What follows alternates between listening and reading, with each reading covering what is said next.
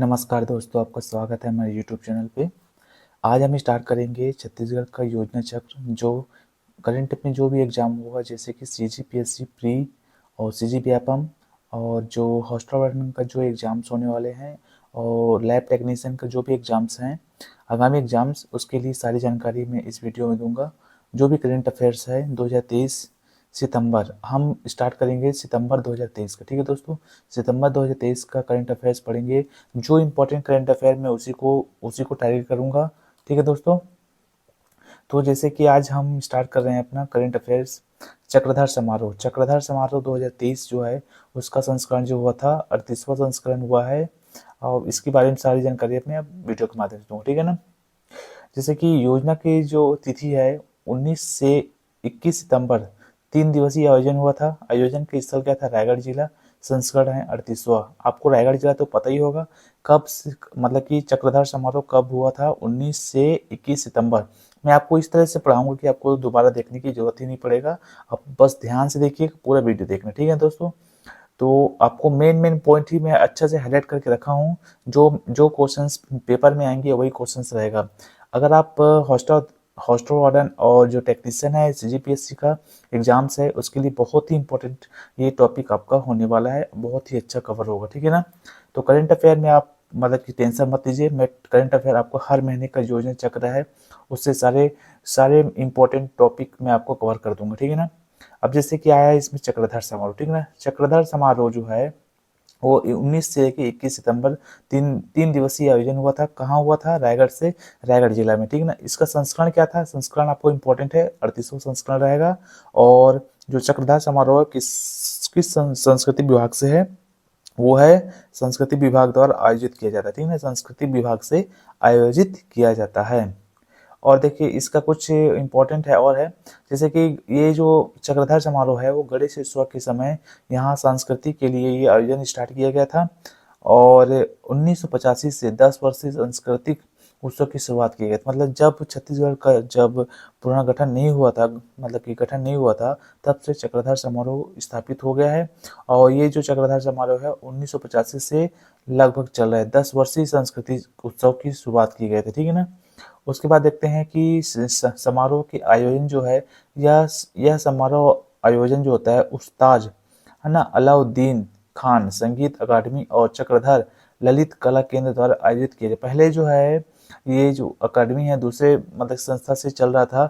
जब छत्तीसगढ़ जब अलग हुआ तो ये राज्य संस्था अपना अपने हाथ में ले लिया। ठीक है दोस्तों, अब देखते हैं और इम्पोर्टेंट में क्या है इसका। इसके बारे में जैसे कि रायगढ़ में जो कला इतिहास है वो छत्तीसगढ़ समारोह से संबंधित है। जैसे कि छत्तीसगढ़ में जो चक्रधर सिंह के अच्छे क्या बोलते हैं तबला और सितार वादक होंगे। ठीक ना। मतलब कि ये अच्छे तबला वादक और सितार वादक थे। और साथ ही तड़ंग क्या है ताड़ाव ताड़ाव नृत्य में भी निपुण थे। वर्ष 1924 में उनके गद्दी पर बैठने के साथ ही यह किला की नई दुनिया का आगाज हुआ था। ठीक ना। मतलब कि जो समारोह है इसका आगाज हो गया था। ये इस क्षेत्र में निपुण थे। एक तबला, एक सितार वादक भी थे और तांडव नृत्य भी निपुण थे। ठीक ना। ये पॉइंट हमें याद रखना है।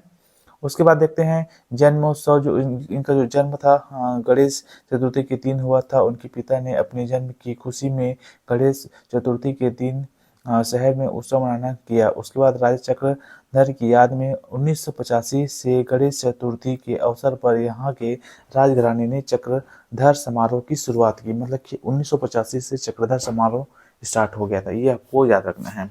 उसके बाद साल 2001 में जिला प्रशासन ने क्या किया कि इसका जिम्मा अपने हाथ ले लिया। ठीक ना। मतलब कि ये जिला प्रशासन के ऊपर चला गया। उसके बाद देखते हैं विश्व संगीत सम्राट की उपाधि, इसे क्या विश्व संगीत सम्राट की उपाधि भी धारण किया गया था।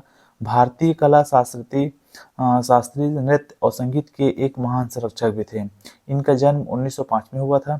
और जो चक्रधर समारोह की शुरुआत 1985 से हुआ था, पर 2001 से छत्तीसगढ़ शासन के द्वारा होने लगा। ठीक है ना। 10 वर्षीय था 1985 से। ठीक है ना। उसके बाद अक्टूबर 1947 इसकी मृत्यु हो गई थी।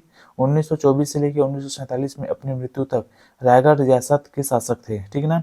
ये 1924 से लेकर 1947 तक रायगढ़ रियासत के शासक थे। इनके पिताजी का नाम आप देख सकते हैं एक बार, राजा भूपदेव सिंह। ये गौड़ राजा थे, ठीक है ना।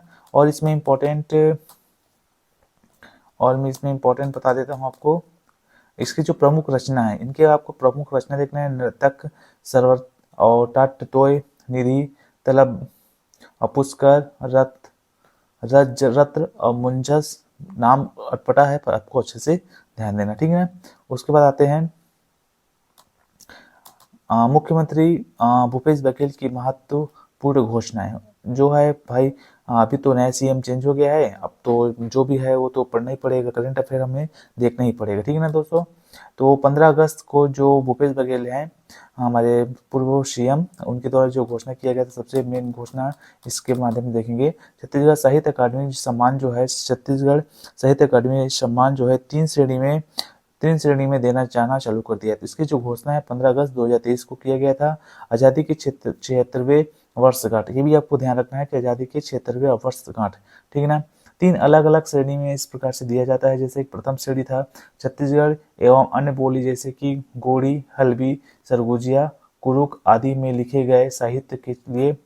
हाँ, ये इंपॉर्टेंट भाई, छत्तीसगढ़ में जो घोषणा हुआ था, साहित्य अकादमी सम्मान जो है कितने क्षेत्र में दिया जाता है, 3 क्षेत्र में दिया जाता है। कौन कौन से क्षेत्र? प्रथम क्षेत्र में है बोली, जैसे छत्तीसगढ़ी बोली जैसे कि एक गोड़ी, हल्बी, सरगुजिया, कुरुक आदि आदि आदि में लिखे गए साहित्य, ठीक है ना, मतलब कि 4 ये हो गया।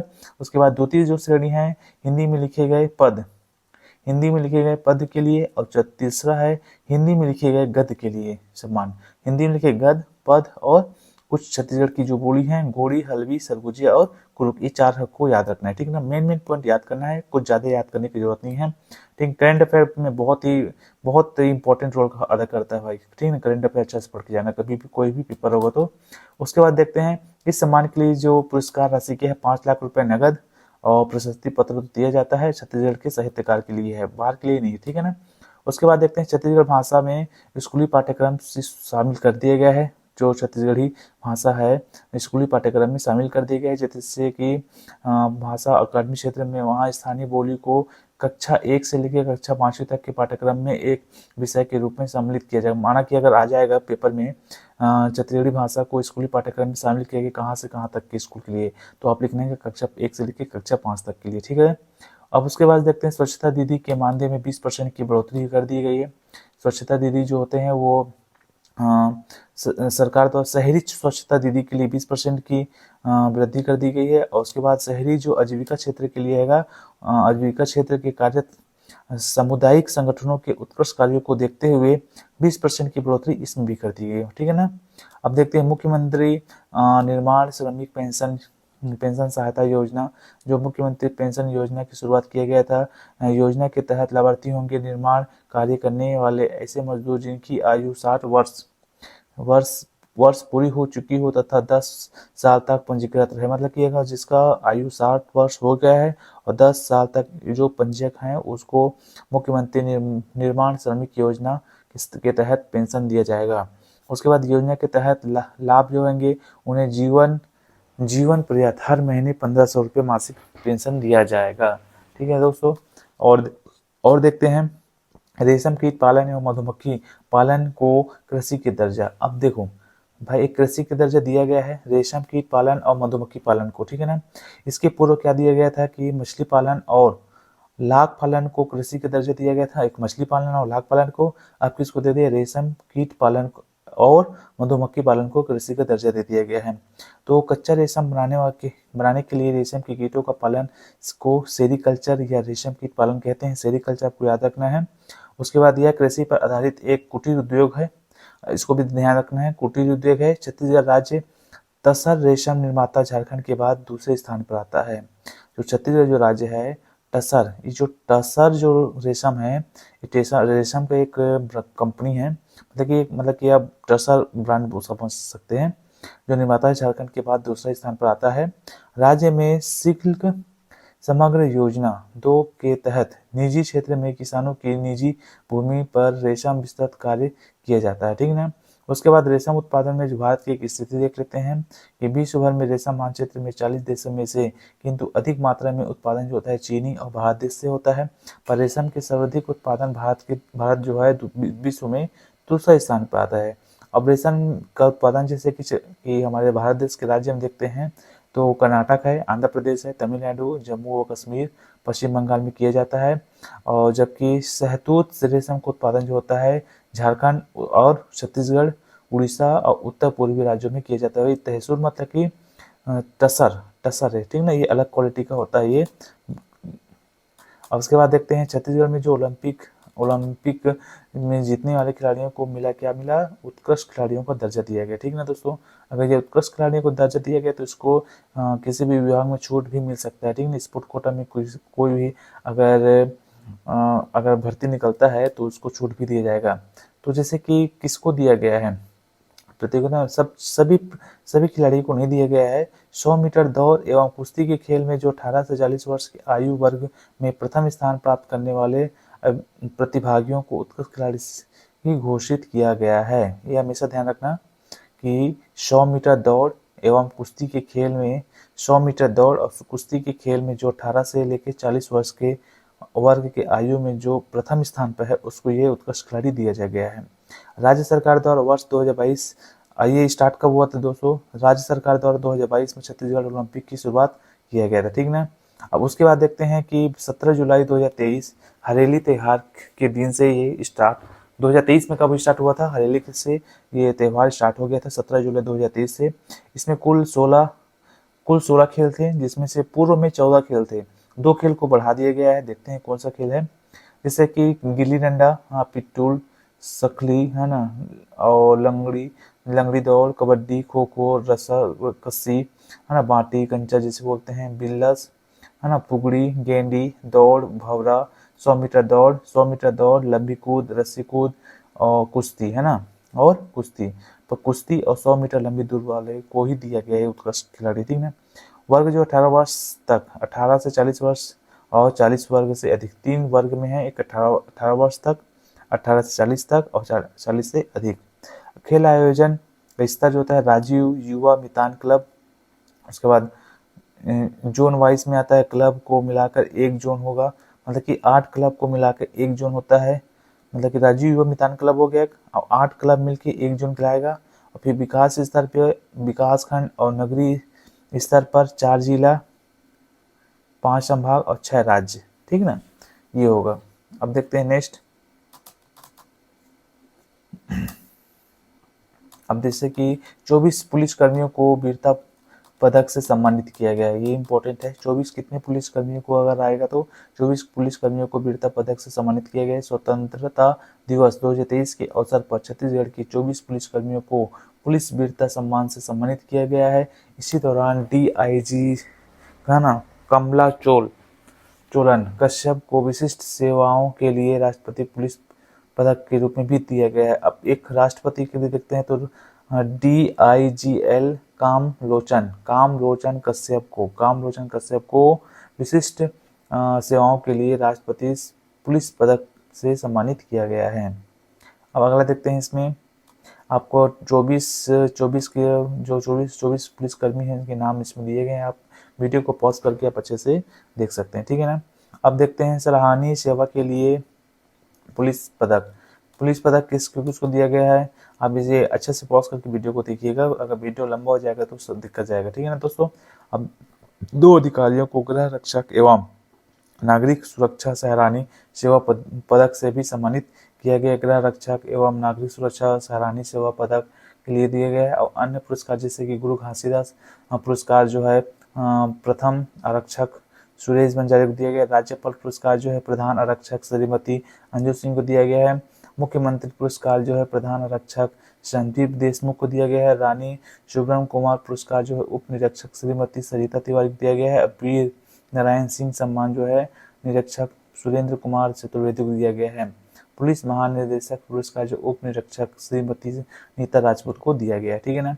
इस प्रकार से अब आते हैं छत्तीसगढ़ कुक्कुट पालन प्रोत्साहन योजना की शुरुआत, ठीक है ना। छत्तीसगढ़ में कुक्कुट पालन प्रोत्साहन योजना की शुरुआत जो होता है, इस योजना के अंतर्गत कुक्कुट पालकों को सब्सिडी तथा वाणिज्यिक दर के स्थान पर रियायती दर पर बिजली उपलब्धता कराया जाएगा, ठीक है। मतलब कि बिजली की जो दर है वो मतलब कि कुछ दर छत्तीसगढ़ सरकार के द्वारा छूट भी दिया जाएगा। यह एक देश व्यापी क्या कर व्यापी योजना है। कुक्कुट पालन योजना नेशनल लाइव स्टॉक मिशन के तहत संचालित है।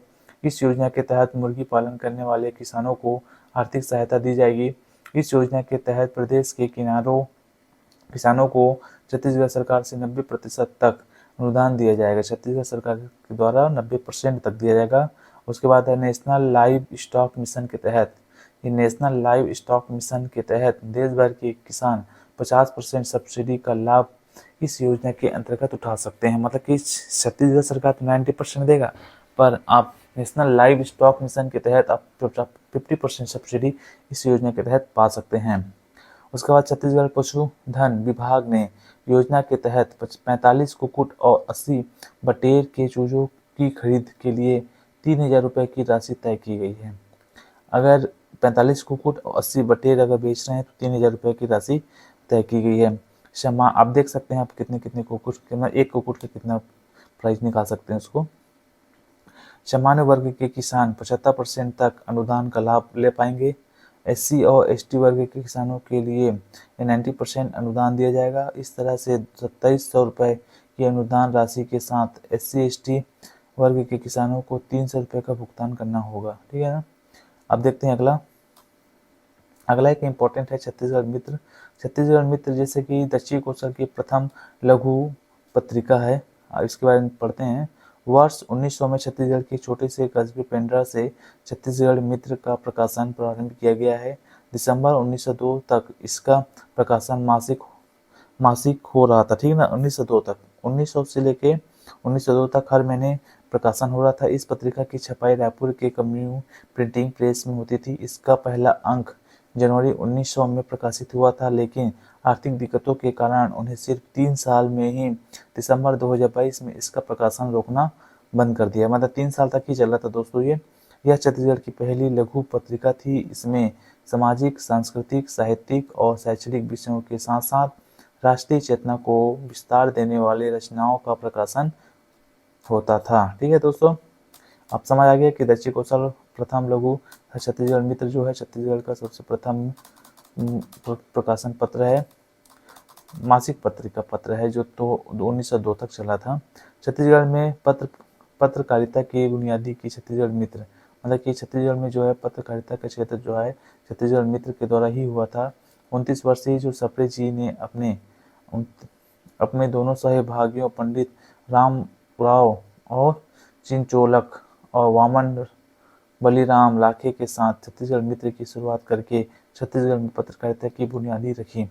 मतलब कि आप देख सकते हैं कि दो इनकी जो दोस्त होते हैं, एक होते हैं पंडित रामराव चिचोलकर, पंडित रामराव चिचोलकर, एक होता है वामन बलिदास लाखे। ठीक है ना, ये दो चीज़। ठीक है ना। उसके बाद और देखते हैं अगला 1905 में हिंदी ग्रंथ 1905 में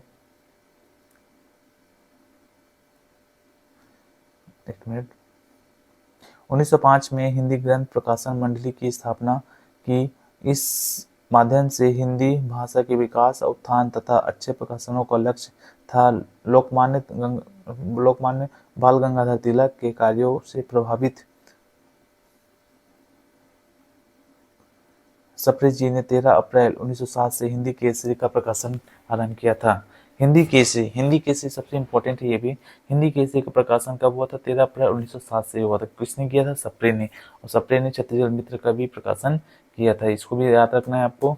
अन्य महत्वपूर्ण जो समाचार पत्र हैं जैसे कि महाकौशल का वो कब हुआ था? 1920 में। महाकौशल से वर्ष 1920 में कर्मवीर का प्रकाशन हुआ था। ठीक है ना। कर्मवीर नामक समाचार पत्र है, ये 1920 में प्रकाशित हुआ था। उसके बाद देखते हैं 1920 में मुंगेली में जो बिलासपुर का जो मुंगेली है वहाँ से प्रकाशित होने वाला भानुदय मासिक पत्र से छत्तीसगढ़ समाचार पत्रों का फिर से पुनः मतलब कि आरंभ हो गया था, पुनः आरंभ किया गया था। उसके बाद देखते हैं 1923 में रायगढ़ के चंद्रपुर नामक स्थान से एक मासिक पत्र छत्तीसगढ़ मनोहर प्रसाद मिश्र ने संपादक किया गया था। अब उसके बाद देखते हैं केशव प्रसाद वर्मा, स्वराज प्रसाद त्रिवेणी और संस्कृत ने हिंदी साहित्य मंडल रायपुर से 1935 में एक मासिक पत्र आलोक का प्रकाशन किया था, ठीक ना। इसी प्रकार से 1935 में जो पत्रिका है उत्थान उत्थान नाम की पत्रिका का भी प्रकाशन किया गया था। मतलब कि बहुत सारे प्रकाशन हैं।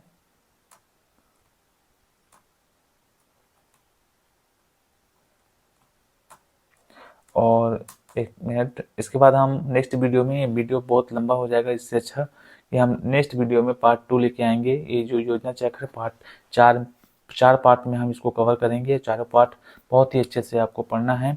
इस पार्ट में देखेंगे कि किसान न्याय योजना की दूसरी किस्त कब से कब तक हुआ है, इसके सारी योजना के बारे में जानकारी लेंगे और कुछ महत्वपूर्ण प्रश्न के बारे में देखेंगे, ठीक है दोस्तों। तो वीडियो